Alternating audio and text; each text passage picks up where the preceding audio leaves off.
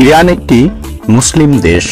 কয়েক শতাব্দী ধরে শিয়া মুসলিম মতাবলম্বীরা এই দেশটি শাসন করছে। মুসলিম শরিয়া ভিত্তিক আইন ও শিয়া সম্প্রদায়ের নিজস্ব তৈরি আইন দ্বারা দেশটি পরিচালিত হয়। তবে কিছু ক্ষেত্রে ইসলামের সাথে সাংঘর্ষিকতা রয়েছে, যদিও শিয়াদের মধ্যে কয়েকটি ভাগ রয়েছে। প্রিয় দর্শক, অন্তরালের এই পর্বে সুন্দরী মেয়েদের দেশ ইরানকে নিয়ে আয়োজন করা হয়েছে। আজকের এমন কিছু তথ্য জানাবো যা শুনলে আপনারা অবাক হয়ে যাবেন। দর্শক, তাহলে সঙ্গে থাকুন শেষ পর্যন্ত।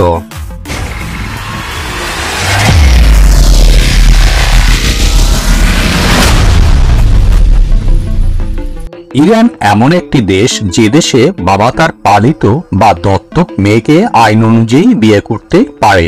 2013 সালে ইরানে একটি আইন পাশ হয়েছিল যার অধীনে পিতা তার দত্তক কন্যাকে বিয়ে করতে পারেন। ইসলামিক কনসালটেটিভ অ্যাসেম্বলি, যা মজলিস নামেও পরিচিত, ইরানে 13 বছর বা তার বেশি বয়সের দত্তক নেওয়া কন্যাকে তার বাবার সামনে হিজাব পরতে হয়। একইভাবে একজন মাকে 15 বছরের বেশি বয়সী দত্তক পুত্রের সামনে হিজাব পরতে হয়।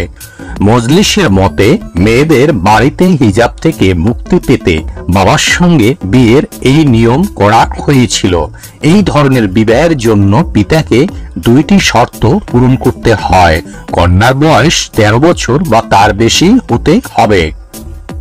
ইরানে যদি কোনো মেয়ে লাঞ্ছিত হয় অথবা জেনা বা ধর্ষণের শিকার হয়, এই অপরাধের কারণে অপরাধীর পরিবর্তে মেয়ের মাকে দোষারোপ করা হয়।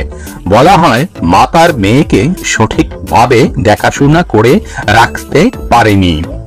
ইরানে কেউ চাইলে কয়েক ঘন্টা অথবা কয়েক মাস এবং কয়েক বছর চুক্তিভুক্ত বিয়ে করতে পারে। এ ধরনের বিয়েকে ইরানে হোয়াইট ম্যারেজ বা সাদা ম্যারেজ বলা হয়। ইসলামে যেহেতু পতিতাবৃত্তি বা বিবাহ বহির্ভূত শারীরিক সম্পর্ক করা হারাম করা হয়েছে, তাই এ ধরনের বিয়ে চালু রয়েছে দেশটিতে। তারা কিছুদিন অথবা কিছু ঘন্টা একসাথে থাকেন, তারপর তাদের মন ভরে গেলে তালাক দিয়ে যে যার মতো চলে যেতে পারেন। হোয়াইট ম্যারেজ বা সাদা বিয়ে করেছেন এমন কোন নারী যদি অত্যাচারিত হন, তাহলে তিনি পুলিশের কাছে যেতে পারেন না।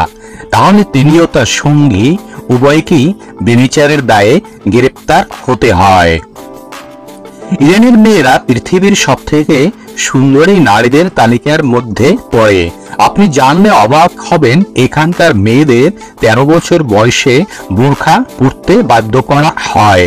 এখানে বিয়ের বয়স 13 বছর মেয়েদের এবং ছেলেদের বিয়ের বয়স 15 বছর।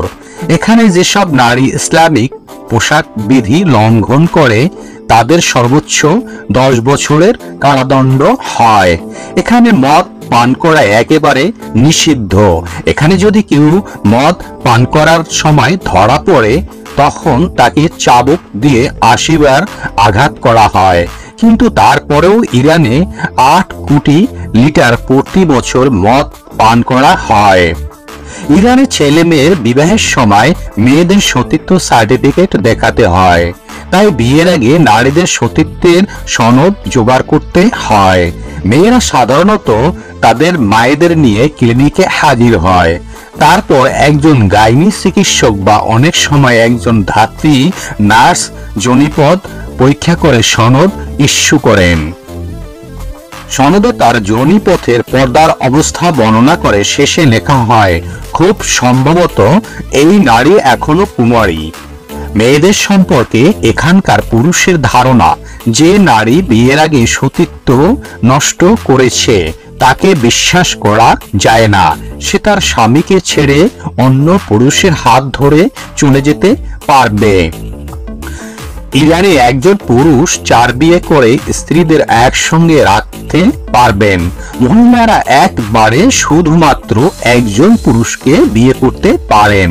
এখানে যে কেউ ইচ্ছে করলে বিবাহ বিচ্ছেদ ঘটাতে পারেন, তবে এখানকার তুলনামূলকভাবে বেশি এবং 2023 সালের মধ্যে গড়ে 3 বিয়ের মধ্যে একজন তালাক, এই হার দেখা গেছে। ইরান বিশ্বের সবচেয়ে পর্বতময় দেশগুলোর একটি। এখানে হিমালয়ের পরেই এশিয়ার সর্বোচ্চ পর্বতশৃঙ্গ দাংভাং অবস্থিত। দেশটির জনগণ জাতিগত ও ভাষাগতভাবে বিচিত্র হলেও এরা প্রায় সবাই মুসলিম। ইরানে রয়েছে বিশ্বের অন্যতম বৃহৎ খনিজ তেল ও প্রাকৃতিক গ্যাসের ভান্ডার। ইরানে শিক্ষার ক্ষেত্রে নারীরা এগিয়ে। বর্তমানে মোট শিক্ষার্থীর প্রায় 60% ছাত্রী বলে জানা গেছে। তবে 36টি বিশ্ববিদ্যালয়ে 75টি কোর্সে নারী শিক্ষার্থীরা ভর্তির জন্য আবেদন করতে পারে না। এই কোর্সগুলোর মধ্যে রয়েছে হিসাববিদ্যা, প্রকৌশল ও বিজ্ঞানের বিভিন্ন বিষয়। কলেজ বিশ্ববিদ্যালয় যেখানে ছেলে মেয়ে একসঙ্গে পড়তে পারে, সেসব শিক্ষা প্রতিষ্ঠানে ছেলে মেয়েদের জন্য রয়েছে আলাদা কক্ষ। প্রিয় দর্শক, এই ছিল আজকের আয়োজন। ভিডিওটি কেমন লেগেছে কমেন্ট করে জানাবেন, লাইক, শেয়ার এবং সর্বশেষে চ্যানেলটি সাবস্ক্রাইব করে নেবেন, কারণ আপনার সহযোগিতা আমার খুবই প্রয়োজন। আপনি যত সাপোর্ট করবেন আমিও নিত্য নতুন তথ্যের সমাহারে আরো সুন্দর, এরপরেও যত সুন্দর সম্ভব করে ভিডিও তৈরির চেষ্টার ধারা অব্যাহত রাখবো ইনশাল্লাহ। ভালো থাকবেন, সুস্থ থাকবেন। আজ এ পর্যন্তই।